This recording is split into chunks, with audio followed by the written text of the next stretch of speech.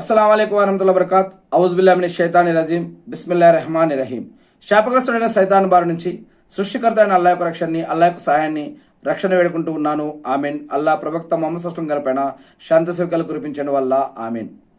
ప్రవక్త ముహమ్మద్ సల్లం గారు ఒక విషయం తెలియజేశారని ఆయన శిష్యుల్లో ఒక శిష్యులైనటువంటి హజరత్ బరా బిన్ ఆజిబ్ రజల్లా గారు ఒక విషయం తెలియజేస్తూ ఉన్నారు. అదేమిటంటే, సమాధిలో మరణించిన తర్వాత సమాధిలో మరి ఒక ప్రశ్న అడగడం జరుగుతుంది. ఒకటి కాదు, కొంతమంది మూడు, కొన్ని చోట్ల 4 అని కూడా హదీసులో చెప్పడం జరిగింది.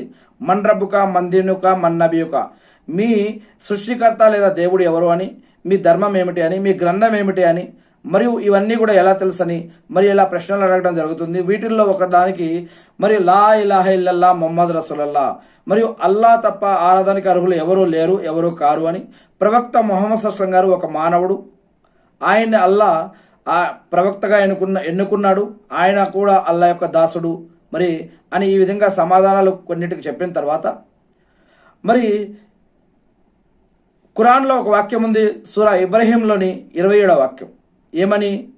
దివ్య ఖురాన్లోని ఈ యొక్క వాక్యం, విశ్వాసులకు దేవుడు ఒక స్థిరమైన వాక్కు ద్వారా ఇహపరలోకాల్లోనూ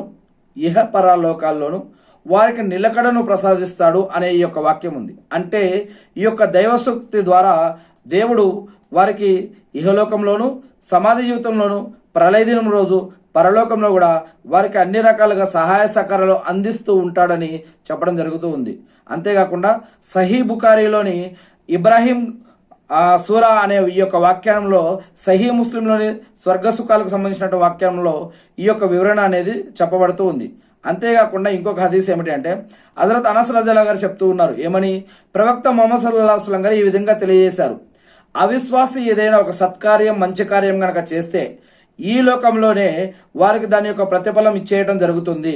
మరి ఒక విశ్వాసి కనుక మంచి కార్యం చేస్తే దాని యొక్క ప్రతిఫలం ఇహలోకంలోను, ప్రళయ దినం రోజు కూడా పరలోకంలో కూడా ఇవ్వటం జరుగుతుంది అని ఈ విధంగా ప్రవక్త ముహమ్మద్ సల్లల్లాహు అలైహి వసల్లం గారు తెలియజేశారని హజరత్ అనస్ రజల్లా గారు తెలియజేస్తూ ఉన్నారు.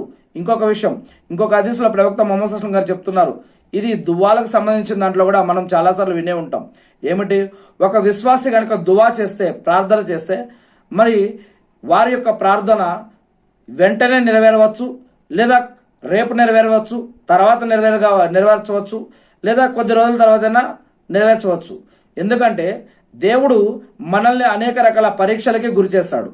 దాంట్లో మనం ఓపిక పట్టాలి, ఆత్మహత్య చేసుకోకూడదు, నేరాలు, ఘోరాలు, క్రైమ్స్, అక్రమాలు వీటి జోలికి వెళ్ళకూడదు, ఎవరిని మోసం చేయకూడదు, అబద్ధాలు